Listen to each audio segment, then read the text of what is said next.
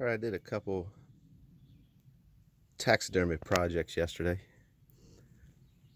Very simple projects. The first one I did had a wacky set of antlers a buddy of mine gave me to mount for my son, and they kind of sat around for a year, a little over a year probably.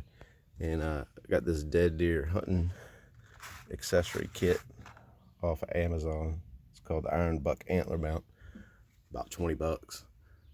Super simple. It's just two pieces of steel. There's a little screw in there that goes into a little threaded section and tightens down on the horns. The only real trick to that is getting a real good angle on your horn cut and getting a lot of the excess out so it clamps down on it tight and those two pieces of metal come together. Then it just hangs on any picture hook type deal. And I'll put a screw at the bottom just to keep it steady. This isn't a permanent place for it, but it could end up here for a while, who knows, but just kind of a place to hang it temporarily on the shed door. The other mount, which I think is crazy weird, I've done a couple mounts on the HS Strutch mountain plaque I also got off Amazon, and that's right around 22, 20, somewhere in that ballpark, fairly cheap. But the premise behind it, where you have a piece of wood in front of the fan and then have a piece of leather to hang the spurs and you glue the beard on it. That's where I got all the premise, but didn't use any of the parts from that except for a scrap piece of leather. I didn't even need that. I could have used string because you don't see the leather on it.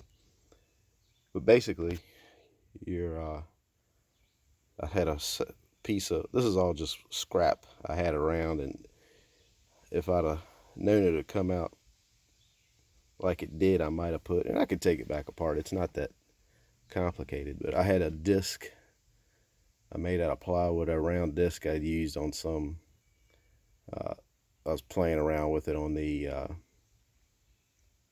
grinding wheel and tried to make a knife sharpener on it. It didn't really work out.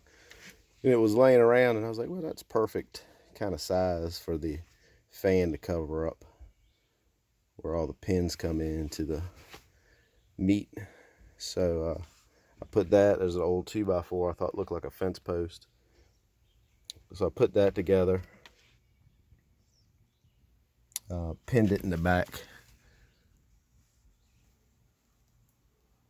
a screw to the board, and there was a hole already in the plywood section, so I just took a wire tie, went through the skull in one of its natural holes, and then put it behind, just wrapped it around a nail in the back, so it's not even tight, but it holds it in place, and you can move it, center it, and then the beard mount to the shotgun shell. It's just hot glue. You could use any. You can see the leather piece, and I put a washer inside the shell once I remove the plastic and the primer. Primer pops right out easy enough. The plastic's a little more difficult. I heated that up over top of a little lantern, and that'll twist out with a pair of pliers. Nothing complicated. Every little facet of this you can find a YouTube video for. The spurs, there's clear nail polish on it. I cut the spurs on a chop saw basically. The gray beads you see, they're fishing weights, 1/4 ounce, I believe. Maybe so they're probably 1/2 ounce. They're big ones, but I put those on there for decoration. And the turkey feet was they just kind of, I was gonna hang them or something, and it was kind of one of those things. I threw it in there, I was like, that is weird, and it fits, and they hold right in there, nothing helping them out, and they're kind of already shaped. I threw them in a bag with borax